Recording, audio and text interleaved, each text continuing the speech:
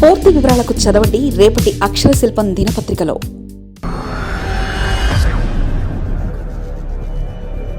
2 నెలల ఆహారం నిల్వ చేసుకోండి, పీఓకేలో ప్రజలకు అలర్ట్.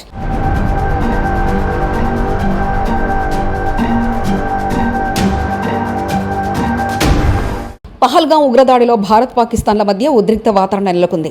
కశ్మీర్ వివాదాన్ని పూర్తిగా రూపుమాపాలంటే పాక్ ఆక్రమిత కశ్మీర్ను పూర్తిగా స్వాధీనం చేసుకోవాలని అంతర్జాతీయ స్థాయిలో భారత్కు సూచనలు వినిపిస్తున్నాయి. ఇలాంటి తరుణంలో ఆహారం నిల్వ చేసుకోవాలంటూ స్థానికులకు పీఓకే యంత్రాంగం అప్రమత్తం చేసింది. 2 నెలలకు సరిపడా ఆహారాన్ని నిల్వ చేసుకోవాలని వాస్తవాధీన రేఖకు సమీపంలో ఉన్న 13 నియోజకవర్గాల ప్రజలకు సూచనలు చేశామని చౌదరి అన్వర్ ఉల్ హక్ స్థానిక అసెంబ్లీలో శుక్రవారం వెల్లడించారు. అలాగే స్థానిక ప్రభుత్వం 100 కోట్లతో ఎమర్జెన్సీ ఫండ్ని ఏర్పాటు చేసింది. ఆహారం, ఔషధాలు, ఇతర కనీస అవసరాల సరఫరాకు ఎలాంటి ఆటంకం కలగకుండా చూసుకునేందుకు ఈ మొత్తాన్ని కేటాయించినట్లు ఉల్ హక్ తెలిపారు.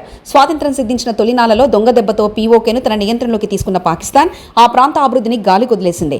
ఇండియాపై విద్రోహ చర్యలకు పాల్పడేందుకు ఉపయోగపడే ప్రదేశంగానే పీఓకేను పాక్ చూస్తుంది.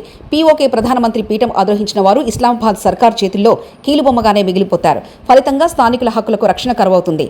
దివాలా అంచున ఉన్న పాకిస్తాన్ను స్థానిక తిరుగుబాట్లు, వరుస ఉగ్రదాడులు ఉక్కిరిబిక్కిరి చేస్తున్నాయి. ఇలాంటి పరిస్థితుల్లో అక్కడ భారత్ అనుకూలవాదం వినిపిస్తుంది.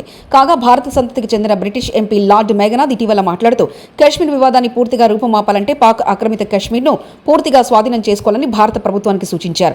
అదొక్కటే అన్ని సమస్యలకు పరిష్కారమన్నారు. ఉగ్రవాదులను శిక్షించడానికి ఇలాంటి చర్యలు పునరావృతం కాకుండా ఉండాలంటే భారత్ కఠినంగా జవాబివ్వాలని కోరారు. పహల్గాంలో పర్యాటకులపై జరిగిన దాడి చాలా క్రూరమైందని ఆవేదన వ్యక్తం చేశారు. కశ్మీర్ వివాదంలో ఈ ఘటనే చివరిది కావాలని ఆశాభావం వ్యక్తం చేశారు. ప్రధాని నరేంద్ర మోదీ నేతృత్వంలోని భారత ప్రభుత్వం కఠిన చర్యలు తీసుకుంటుందంటూ విశ్వాసం వ్యక్తం చేశారు.